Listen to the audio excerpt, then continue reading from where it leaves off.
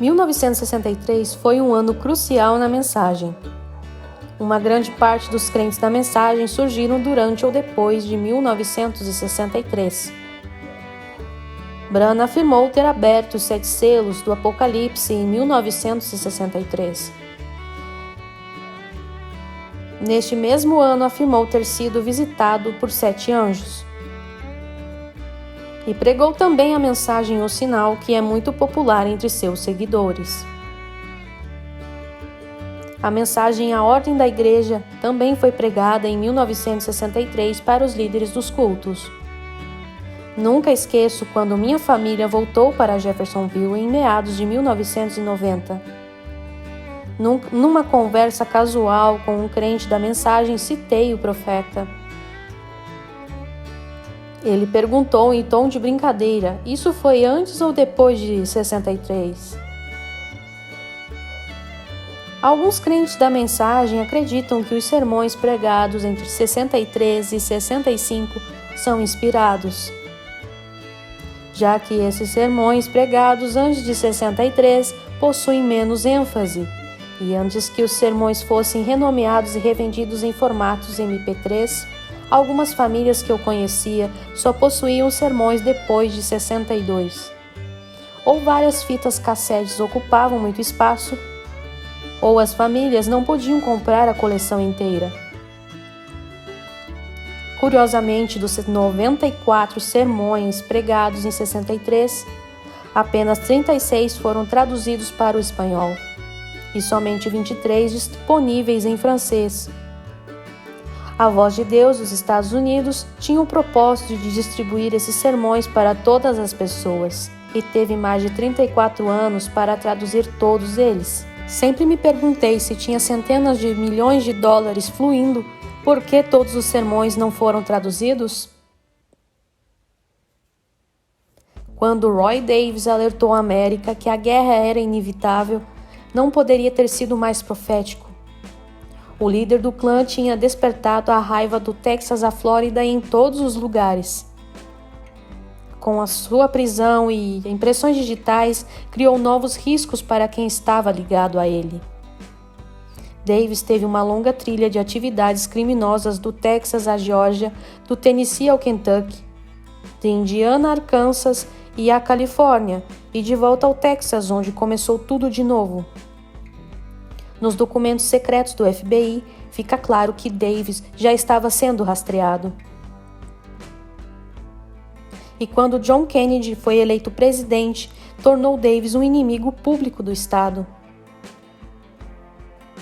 Kennedy foi eleito com uma promessa para a comunidade afro-americana. Ele criaria oportunidades iguais para toda a humanidade pelo golpe da caneta do presidente. Com a eleição de Kennedy, iniciou um inquérito sobre os ataques terroristas dos grupos supremacistas. Os cavaleiros do Ku Klux Klan de Davis não eram exceção. O OKKK estava coagindo a economia usando violência física contra os apoiadores dos direitos civis, enquanto se apresentavam como uma associação cristã anticomunista. Embora fortemente redigida e muitos nomes omitidos, o foco da investigação do FBI é claro. O dragão imperial Davis organizou a pressão contra tudo que promovesse a igualdade. Mesmo os programas interraciais de televisão faziam parte da estratégia da supremacia clã. Lembrei-me das declarações contra esses programas de televisão que ouvimos na mensagem. O profeta falava contra I Love Lucy na comédia interracial.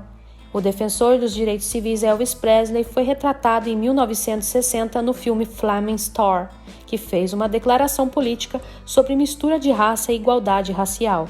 Enquanto isso, no Sul, o grupo de direitos civis estava crescendo muito rápido. Com o apoio do presidente, os líderes dos direitos civis agora tinham proteção da polícia militar. Em 1º de janeiro de 1963, completava 100 anos da libertação escrava afro-americana. E Martin Luther King Jr. iniciou uma campanha pedindo a Kennedy uma segunda emancipação no aniversário. Pouco antes de setembro de 1962, surgiram protestos em Ole Miss, em Jackson. A supremacia branca protestava contra a inscrição de James Meredith, um veterano militar negro dos Estados Unidos. Os supremacistas brancos se juntaram num campus contra um afro-americano na universidade. Esses protestos se tornaram violentos. Tornou-se perigoso viver em Jackson simplesmente por ter uma cor de pele diferente. Os comboios de tropas militares foram enviados para Jackson para restaurar a lei e a ordem. Nas escolas pareciam cenas de guerra. Os supremacistas haviam se militarizado. O profeta criticou os afro-americanos por este evento, falando de forma bem arrogante. Disse que apoiava a liberdade, mas que os negros estavam vendendo seus direitos de primogenitura. Disse que apoiava James Meredith, mas tomou o lado da segregação. Ele disse: há várias escolas que eles podem frequentar. Quando Martin Luther King Jr. pressionou Washington por uma segunda emancipação, foi como dar início à guerra. À medida que os dias se aproximavam do aniversário de 100 anos, limites foram traçados. 100 anos se passaram desde a abolição da escravidão e a nação ainda se dividia pela segregação racial. As igrejas do norte se prepararam para o primeiro dia de janeiro, unindo-se em apoio à igualdade. De católicos a batistas do sul, as igrejas se uniram contra a segregação. Os supremacistas brancos no sul estavam se preparando para uma resposta militante de Washington. 166 marechais dos Estados Unidos ficaram feridos pelos motins em Ole Miss, o que enviou uma mensagem clara a Washington: a guerra está vindo. William Branagh se preparou tirando seus filhos da escola em Indiana e os levando para Tucson, Arizona, longe do perigo. 2 dias antes desse aniversário, ele anunciou uma mudança na congregação em Jeffersonville. Disse que apenas viria e que não iria permanecer fixo ali. Davis e a seita do clã se preparava estocando armas de guerra e usava o nome Associação de Rifles de Louisiana em Shreveport. E o FBI não ficou sabendo até agosto de 1963. Davis e seus associados agora estavam armados para a guerra contra o governo. E analisando os eventos, chegamos a Branagh. Com a mudança para Tucson, levantou algumas dúvidas. Era para ser um movimento espiritual, porém, parecia mais uma estratégia. E olhando as fotos da família, quase parecia que a família decidiu deixar a mensagem. Branagh pregava firme contra certas roupas, porém seus filhos estavam as usando. Ombros e joelhos expostos eram proibidos para as mulheres, mas as suas filhas estavam sempre na moda. Agora, sabendo do estoque de armas do clã, era difícil de não comparar com a coleção do profeta. Ele dizia ser um caçador simples, mas tinha mais rifles do que qualquer homem que eu conhecia. Muitos do clã guardavam rifles como se precisassem disso. Mas Branagh também tinha vários revólveres. Quando ele estava vivo, poucos tinham o privilégio de ver por dentro do seu luxuoso antro de 64. Só ele e os associados próximos sabiam do grande número de armas que ele tinha. Ele tinha estoques de armas e cases. As armas eram de porte oculto, desde as armas de caça até as armas de nível militar. Ele podia fazer várias viagens de caça e não teria tempo de usar todas as suas armas. Agora o covil de armas é considerado um monumento na mensagem. Mas quando estavam em Tucson, seus seguidores não tiveram ideia das armas que ele tinha.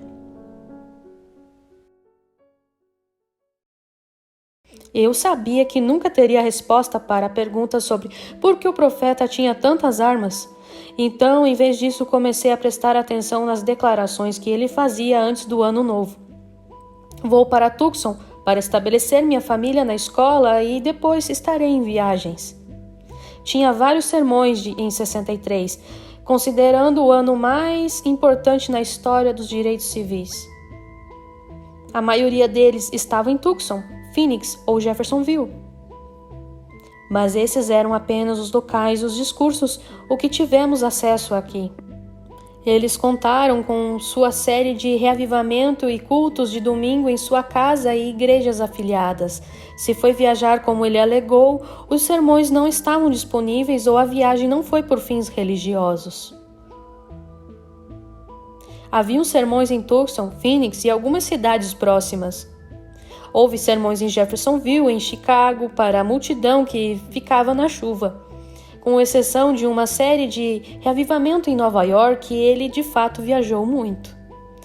Aí me pergunto, por que ir de Tucson para Jeffersonville, sendo que seus sermões foram gravados? Então comecei a pensar nas brechas entre as coisas e as declarações para a multidão antes de sair para pregar. Durante algumas dessas brechas, ele afirmou testemunhar eventos sobrenaturais. Mas ele estava realmente nos lugares que dizia estar no momento em que disse?